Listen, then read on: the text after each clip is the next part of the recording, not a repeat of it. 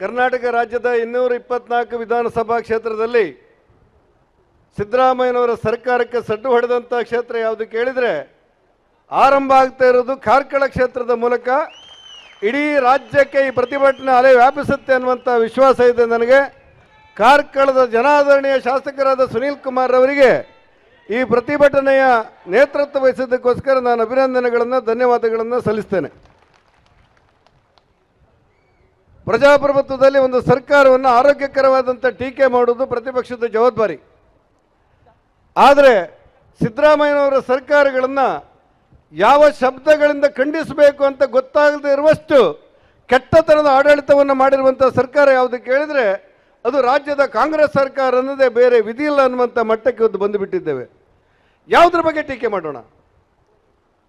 ನಾನು ಸಿದ್ದರಾಮಯ್ಯನವರಿಗೆ ಸದನದಲ್ಲಿ ಕೇಳಿದೆ, ಒಂದು ಸರ್ಕಾರವಾಗಿ ಜನಹಿತದ ಕೆಲಸಗಳನ್ನು ಮಾಡಬೇಕಾಗಿರುವಂಥ ನೀವು ಜನವಿರೋಧಿ ಕೆಲಸಗಳನ್ನು ಮಾಡ್ತಾ ಇದ್ದರೆ ಯಾವ ರೀತಿ ಖಂಡಿಸಬೇಕು ಪ್ರತಿಪಕ್ಷವಾಗಿ ಅಂತ ಹೇಳಿ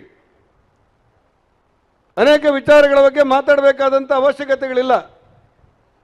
ಒಂದು ಸರ್ಕಾರ ಜನರ ಪರವಾಗಿ ಕೆಲಸ ಮಾಡುವುದನ್ನು ಬಿಟ್ಟು ಒಂದು ರೀತಿಯ ಅಜಾಗರೂಕತೆಯ ವಾತಾವರಣವನ್ನು ಸೃಷ್ಟಿ ಮಾಡಿರುವಂಥ ವ್ಯವಸ್ಥೆಯ ನಡುವೆ ಇವತ್ತು ಆಡಳಿತ ಸಾಗ್ತಾ ಇದೆ.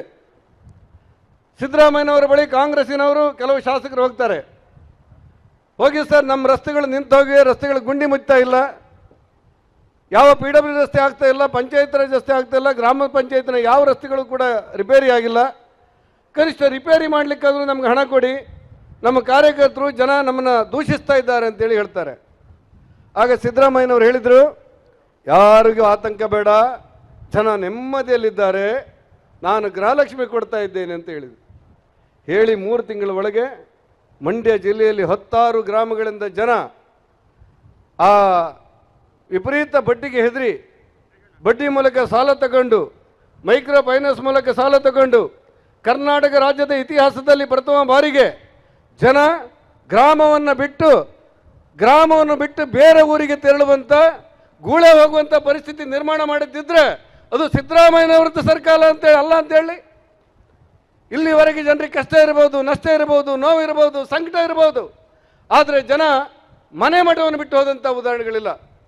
ಅನೇಕ ಸಂದರ್ಭಗಳಲ್ಲಿ ವಿಪರೀತವಾಗಿ ಬರ ಬಂದಾಗ, ಕುಡಿಯುವ ನೀರಿಗೆ ಸಮಸ್ಯೆ ಆದಾಗ ಜನ ಜಾನುವಾರುಗಳನ್ನು ತಗೊಂಡು ಒಂದೂರು ಬಿಟ್ಟು ಮತ್ತೊಂದೂರಿಗೆ ಹೋಗಿದ್ರಂತೆ.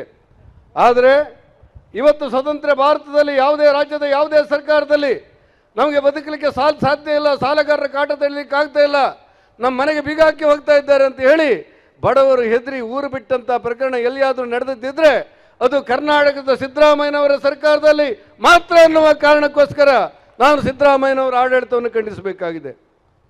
ಎಲ್ಲಿ ಸರ್ಕಾರ?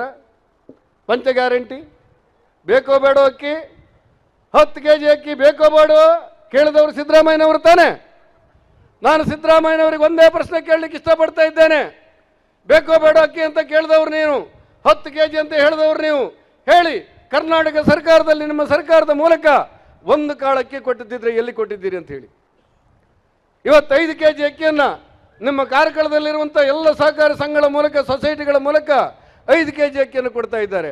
ಈ 5 kg ಅಕ್ಕಿಯನ್ನು ನರೇಂದ್ರ ಮೋದಿ ಅವರ ಸರ್ಕಾರ ಕರ್ನಾಟಕ ರಾಜ್ಯಕ್ಕೆ ಪ್ರತಿ ತಿಂಗಳು 22 ಲಕ್ಷ ಕ್ವಿಂಟಾಲ್ ಅಕ್ಕಿಯನ್ನು ಉಚಿತವಾಗಿ ಕೊಡುತ್ತೆ, ಸಾಗಾಣಿಕೆ ವೆಚ್ಚ ಸೇರಿದಂತೆ 22 ಲಕ್ಷ ಕ್ವಿಂಟಾಲ್ ಅಕ್ಕಿ ಪ್ರತಿ ತಿಂಗಳು ಉಚಿತವಾಗಿ ಕೇಂದ್ರ ಸರ್ಕಾರ ಕೊಟ್ಟಿರುವಂಥ ಅಕ್ಕಿಯನ್ನು ರಾಜ್ಯದ ಜನರಿಗೆ ಕೊಟ್ಟು, ಬೇಕೋ ಬೇಡೋ ಉಚಿತ ಅಕ್ಕಿ, ಅನ್ನಭಾಗ್ಯ ಕೊಟ್ಟವರು ಯಾರು? ನರೇಂದ್ರ ಮೋದಿ. ಅವರು ಕೊಟ್ಟದನ್ನು ಜನರಿಗೆ ಕೊಟ್ಟವರು ಯಾರು? ಸಿದ್ದರಾಮಯ್ಯ. ನಿಮ್ಮ ಮಗ ಬೆಂಗಳೂರಲ್ಲಿರ್ತಾರೆ, ಯಾರೋ ಹಿರಿಯರಿದ್ದರೆ ತಿಂಗಳಿಗೆ ಒಂದು ಸಾರಿ ಒಂದಿಷ್ಟು ಹಣ ಕಳಿಸ್ತಾರೆ ಅಪ್ಪನಿಗೆ. ಇವತ್ತು ನೇರವಾಗಿ ಖಾತೆಗೆ ಜಮಾ ಮಾಡುವಂಥ ವ್ಯವಸ್ಥೆ ಇದೆ. ಮೊದಲಾಗಿದ್ದರೆ ಅಂಚೆ ಕಚೇರಿಯಿಂದ ಪೋಸ್ಟ್ ಮ್ಯಾನ್ ತಂದು ನಿಮ್ಮ ಆ ಹುಡುಗನ ಅಪ್ಪ ಪೋಸ್ಟ್ ಮ್ಯಾನಿಗೆ ಕೊಡ್ತಾನೆ, ಅವನ ತಾಯಿಗೆ. ಪೋಸ್ಟ್ ಮ್ಯಾನ್ ಹಣ ಕೊಟ್ಟದಂತೀರಾ? ಪೋಸ್ಟ್ ಮ್ಯಾನ್ ಹಣ ಕೊಟ್ಟದ್ದ? ನಿಮ್ಮ ಮಗ ಕೊಟ್ಟಿದ್ದ ಹಣ? ನಿಮ್ಮ ಮಗ ಕಳಿಸಿದ ಹಣವನ್ನು ತಂದು ತಾಯಿ ಕೊಟ್ಟ ಕಾರಣಕ್ಕೆ ಪೋಸ್ಟ್ ಮ್ಯಾನ್ ನಾಳೆಗೆ ನಾನೇ ಕೊಟ್ಟೆ ಅಮ್ಮ, ಬೇಕೋ ಬೇಡೋ ನಾನೇ ಕೊಟ್ಟೆ ಅಂತ ಹೇಳಿದ್ರೆ ಎಷ್ಟು ಅಭಾಸವೋ. ಸಿದ್ದರಾಮಯ್ಯ ಅಕ್ಕಿ ಕೊಟ್ಟೆ ಅನ್ನೋದು ಅಷ್ಟೇ ಅಭಾಸ ಅಲ್ಲ ಅಂತ ಹೇಳಿ ನೋಡೋಣ. ವಾಸ್ತವಿಕ ಸ್ಥಿತಿ ಇದು. ಪಂಚ ಗ್ಯಾರಂಟಿ ಕೊಟ್ಟೆ, ಉಚಿತವಾದಂಥ ಬಸ್ ಮಹಿಳೆಯರಿಗೆ. ಏನಾಗಿತ್ತು ಗೊತ್ತಾ ನಿಮಗೆ?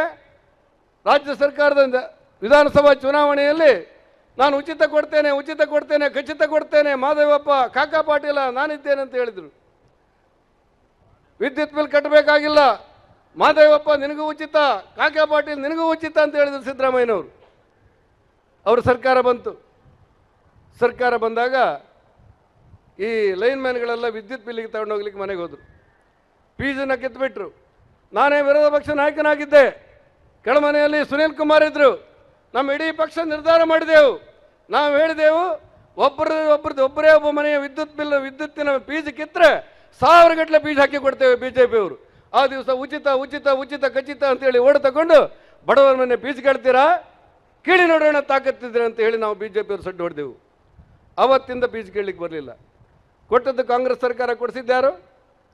ಒಂದು ವೇಳೆ ನಾವು ಸಡ್ಡು ಹೊಡೆದು ನಿಲ್ಲದೆ ಇದ್ದರೆ ಬಡವರ ಮನೆಯಲ್ಲಿರುವಂಥ ವಿದ್ಯುತ್ ಬಿಲ್ ಇಲ್ಲದೆ ಇರ್ತಾ ಇರಲಿಲ್ಲ, ವಿದ್ಯುತ್ ಫೀಸ್ ತಗೊಂಡೋಗ್ತಾ ಇದ್ರು. ಭಾರತೀಯ ಜನತಾ ಪಕ್ಷ ಮೂಗಿಡಿದು ಸರ್ಕಾರಕ್ಕೆ ಉಚಿತವಾದಂಥ ವಿದ್ಯುತ್ ಕೊಡತಕ್ಕದ್ದು ಅಂತ ಹೇಳಿದವರು ಪ್ರತಿಪಕ್ಷವಾದ ನಾವು. ಕೊಟ್ಟದ್ದು ನೀವಾದರೂ ಕೊಡಿಸಿದ್ದು ನಾವಲ್ಲ ಅಂತೇಳಿ. ಬಡ ಮಹಿಳೆಯರೆಲ್ಲ ಸರ್ಕಾರಿ ಬಸ್ ಹತ್ತಿದ್ರು, KSRTC ಬಸ್. ಸಿದ್ದರಾಮಯ್ಯನವರು ಉಚಿತ ಅಂತ ಹೇಳಿದ್ದಾರೆ. ನನ್ನ ಹೆಂಡತಿಗೆ ಉಚಿತ, ನಿನ್ನ ಹೆಂಡತಿಗೆ ಉಚಿತ ಅಂತ ಹೇಳಿದರು ಅಂತೇಳಿ ಬಸ್ ಹತ್ತಿದ್ರು. ಕಂಡಕ್ಟರ್ ಬಿಲ್ ಕೇಳ್ದವ, ಅಮ್ಮ ಕೆಳಗಿಳಿ ಅಂದ. ಇಲ್ಲ ಸಿದ್ದರಾಮಯ್ಯ ಅಂತ ಹೇಳಿದ್ರು. ನನಗೆ ಆದೇಶ ಬಂದಿಲ್ಲ ಅಂದವ ಕಂಡಕ್ಟ್ರು. ಆದೇಶ ಬಂದಿಲ್ಲ ಅಮ್ಮ, ಹಣ ಕೊಡಬೇಕು ಅಂತ ಹೇಳ್ದ. ಭಾರತೀಯ ಜನತಾ ಪಕ್ಷ ನಾವು ಹೇಳಿದೆವು, KSRTC ಬಸ್ ಹತ್ತಿದಂಥ ಮಹಿಳೆಯರು ಹಣ ಕೇಳಿದರೆ ನಮ್ಮನ್ನು ತೋರಿಸಿ ಒಂದೇ ಒಂದು ಬಸ್ಸನ್ನ ಮಹಿಳೆಯರ ಹತ್ರ ಹಣ ತಗೊಂಡ್ರೆ ನಿಮ್ಮ ಬಸ್ ಮುಂದೆ ಹೋಗಲಿಕ್ಕೆ ಬಿಡೋದಿಲ್ಲ ಅಂತ ಹೇಳಿದೆವು. ಸಿದ್ದರಾಮಯ್ಯನವರು ಸರ್ಕಾರ ಗಡಗಡಾಯಿತು. ಇನ್ನಾಗೋದಿಲ್ಲ ಅಂತೇಳಿ ಬಸ್ ಹತ್ತಿದಂಥ ಮಹಿಳೆಯರಿಂದ ಹಣ ಪಾವತಿ ಮಾಡೋದು ಬೇಡ ಅಂತೇಳಿ ಆದೇಶ ಕೊಟ್ಟರು. ಆದೇಶ ಕೊಡಿಸಿದ್ಯಾರು? ಭಾರತೀಯ ಜನತಾ ಪಕ್ಷದ ಕಾರ್ಯಕರ್ತರು. ನಾವು ಸಡ್ಡು ಹೊಡೆದ ಪರಿಣಾಮವಾಗಿ ಸರ್ಕಾರಕ್ಕೆ ಮೂಗು ಹಿಡಿದದ್ದು ನಾವು. ಆ ಕಾರಣಕ್ಕೆ ಇವತ್ತು ಉಚಿತವಿಲ್ಲ ಖಚಿತವಿಲ್ಲ ಅನ್ನುವಂಥ ಮಟ್ಟಕ್ಕೆ ಬಂದಿದೆ.